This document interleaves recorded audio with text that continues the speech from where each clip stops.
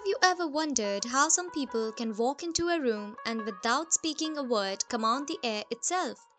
How a single smile from Marilyn Monroe could bring a city street to a standstill?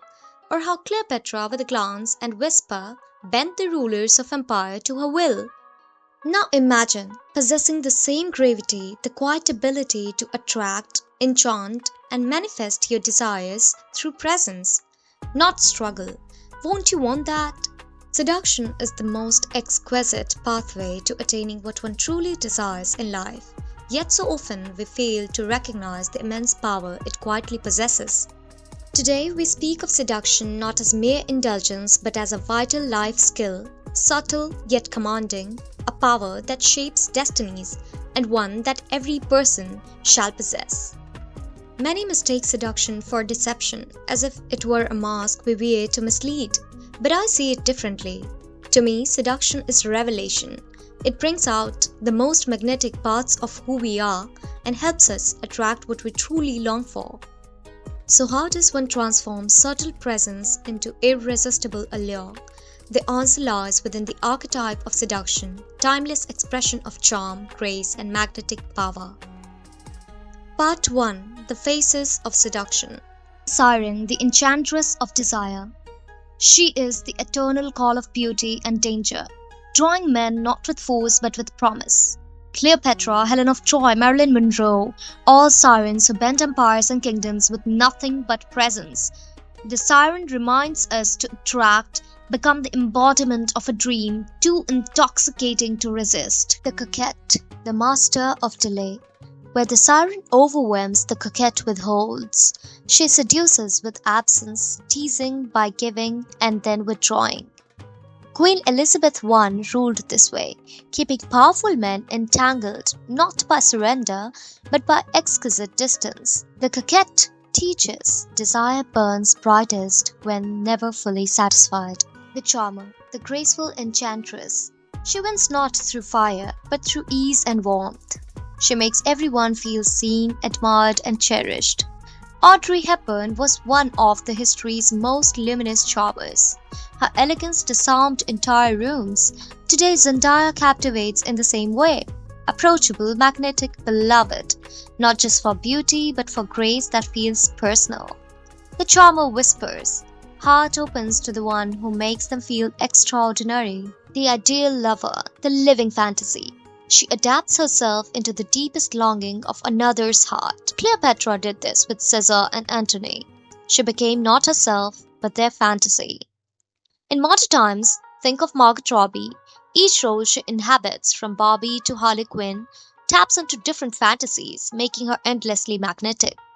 The ideal lover reveals, to enchant, reflect the unspoken dreams of others. First key to the art of seduction is not to borrow another's mask, but to polish the jewel that is already yours. Take what blooms naturally within you, be it charm, mystery, or fire, and let it shine until the world cannot help but notice. Part 2. The Seduction Process. Step 1. Command the room, your entrance. Before a word is spoken, you are already being noticed. Stand tall, walk with purpose, let your eyes meet theirs briefly, confidently. Even a small gesture, a pause before you speak, a calm smile can turn heads. Presence is your first tool. Step 2. Spark curiosity, the flicker of desire. Don't reveal everything about yourself at once. Drop small hints of your interests, your passion, your humor. Ask questions that make them think. Then wait for their response.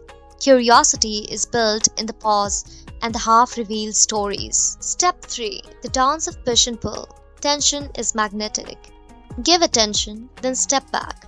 Respond thoughtfully, and then give space.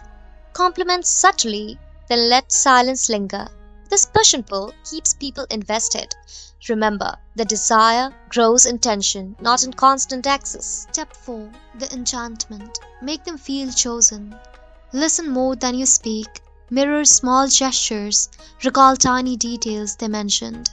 Show genuine interest.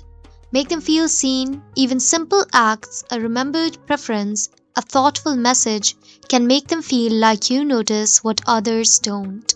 Step 5. The crown, the moment of voluntary surrender. Do not force attention or admiration. Let them choose to lean in. When someone feels it was their idea to engage deeper with you, you've achieved true influence. Seduction is about invitation, not control. Use these steps like tools, not rules. Skip, improvise, linger, or accelerate depending on the situation. The art of seduction is learned through practice, observation, and subtlety. It is a craft, and only mastery comes with experience. Seduction is not a one size fits all game. What enchants one soul may leave another unmoved. The steps we've discussed are guides, not chains. You may skip, improvise, or linger as your intuition and your target's energy demands. Seduction is an art, not a rule book. Like any art, it must be practiced, felt, and refined. The more you move through it, the more you understand its rhythm, its subtlety, its power. And only then you wield it with grace, elegance, and impact.